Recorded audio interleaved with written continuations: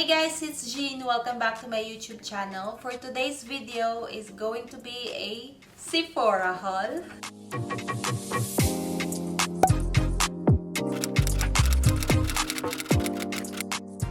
Tada! Yes, nagwalwal na tayo. Actually guys, I ordered this October 7 and then dumating siya nung Sunday. So, yung binili ko lang naman guys, as you can see, nagpagawa ulit ako ng aking buhok. So, bumili ako ng mga mostly hair products. So, I already opened it just to check the products kung okay lang ba sila. So, ayan na yung itsura niya guys. So, meron tayong papel-papel and then meron tayo ditong para siyang resibo. So, ayan yung ating mga products. I went crazy. In-order ko lahat yung Olaplex na line. So, meron ako ditong, ayan siya, number 0. Ito yung number 0. Ito daw yung Intensive Band Building Hair Treatment. So, meron siyang kasamang, I believe, number 3. Ewan ko, hindi masyadong nakikita. But, ayan siya. So, i-open lang natin yung box. Kasi nga, mahal yung ating pagpagawa sa ating buhok. So, kailangan nating ingatan yung ating buhok. Charot. So, ayan yung number 0. Ewan ko kung nakikita nyo ba. But, ayan siya. Primes, repairs, strengthens. Lagay mo siya sa buhok mo or sa scalp mo for 10 minutes. And then, you rinse it with the shampoo. Yeah, I think tama. Yeah, yung pagkabasa ko sama. Yeah, shampoo and conditioner. No, ito tapos yung number 3 and then i-rinse mo ng shampoo tapos yung conditioner. So, meron siyang kasamang number 3. Ayan.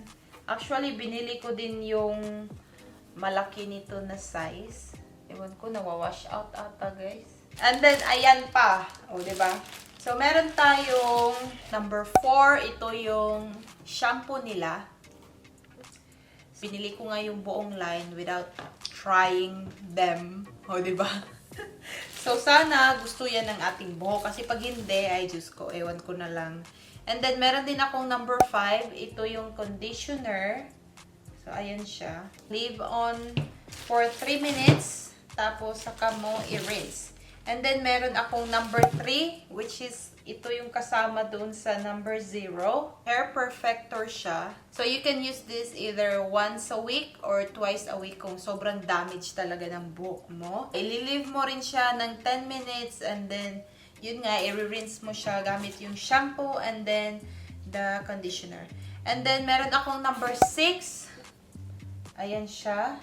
So, ito yung Bond Smoother. Ito yung Leave-In Reparative Styling Cream. So, for in case, plansyahin mo yung buhok mo or pulutin mo. So, ito yung gagamitin mo. Charot to, diba? Pabuhot talaga si Inday. Meron ako dito ding number 7. So, ito yung oil nila, guys. Hindi ko ina-expect na ganito lang pala siya kaliit. As in, sobra. Ayan o, sobrang liit, diba? 1 fluid ounce lang siya. So, basically, ito lang ata yung mga malalaki dito. Itong shampoo, tapos itong conditioner. Kasi tag 8.5 ounces siya. And then, itong number 0, 5.2 ounce. And then, yung iba, ano na, tag 3 ounce. Tapos, ito yung pinakamaliit, 1 ounce. Ililive ko lahat yung link sa baba. And then, yung presyo. I think pare-pareho lang ata to sila ng presyo, mga $28 ata. And then, we have 2 products left here. So, unahin ko muna ito. So, we have, oh, diba? Tapon lang diretso. So, we have the Ordinary. Nawawash out talaga siya, guys. So, meron akong the Ordinary. So, ayan siya. So, ito yung peeling solution nila. So, meron siyang AHA 30% and meron din siyang BHA 2%. So, tinignan ko dito sa likod, guys. Ang meaning pala ng AHA ay, ano, sana yun? O, diba? Sige, basa-basa pa more. Alpha hydroxy acid and then yung BHA, beta hydroxy acid, which is, hindi ko talaga alam, guys, kung ano yung ginagawa nila or ano yung inaano nila sa skin. I think $7 ata to. Like I said, ililive ko yung link sa baba. So, ayan yung bote niya, guys. Para siyang frosted na glass. Pero, tingnan mo yung kulay niya, parang kulay dugo. Diba? Kasi mapula-pula. So, meron siyang dropper. Ayan. I'm excited to use this. I think ito ata yung una kong The Ordinary na product.